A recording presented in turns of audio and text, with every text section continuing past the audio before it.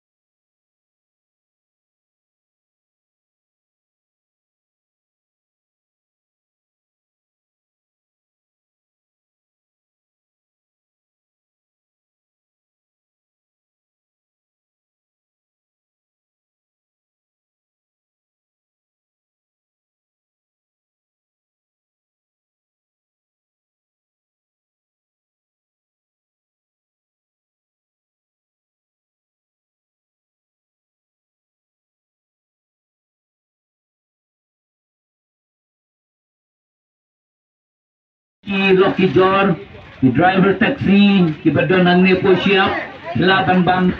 wan ban mat balade nagamtay giding bam, kibading dalam kre. Dan lawanya tu dia kum kerja sengkena. Kai ka jimtu hui pelong yang ni. Rong you baba. Ni gong ayo ban ai khulei ti press ping kunga hadis ketri jong kerja sengkena nang ko lum shop balang di thorong kha Meghalaya Assam keteng no keteng dari kita terbat keteng jangan de kum kani ke Food Fest ke ni aban long kani lum shop kani snong kani kedong ke jong snong lum shop ayo sebentar kum jadi sengkena bani aban celebrate ke jadi sengkena ke jindak school nam how next month kita ke ubenai ni si aban celebrate ke jadi jindak school nam jadi sengkena kum sebentar bani aban reke kani ni aban pelong kani ke Food Fest keteng kibam ke jimbang ke bagi layak aban pengkre dimba ki para kena ki jong ni ki belayak ban shed hi ki para samla ki yo ban shed hi ki yo ban de hane bat kunjuk ki jang ni dan sil support dan no ba ni yo ban kriang da kan ko ka news kene limba mana ta ka kam ke jong blai ke ban yo ban pentulun ka ki jeng kena bat ki we ka ba yo ban one kit kin tip ya kata ki yo ban mat ini sin ko ki blai bat ha ka ban ka yo ban bat kunjuru ayo ban ai ko blai ke para shnong dan ni shop lum shop ki belayak banwan ki respond tang sukat tang suble ni ke Food Fest la ya banwan la jubat ikan ke jinwan ke jongki de kala along ke jingku kushibo ni ke jeng kena ke jongi kuno bangenang men telan cucu ya ke kam ke jong beli bat tam benring ki men sim ke bakodo na de lihat ke beret bangen ring ki ben jensho oblay thank you ni ke kentin ke beli shibon oblay ya ban di awareness program ni shipelong kum ke jeng kena ni shipelong awareness program ben kring ki men sim ke bakodo ben khot ben yawere ki kumno bakin wan manjan ben chipri ke keteng ke jong tra bat kam tam ni shile ban le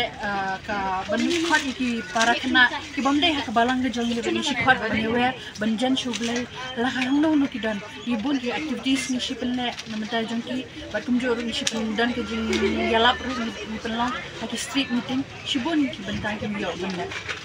ru ni yo ban ai ko beli kerpang ya kasno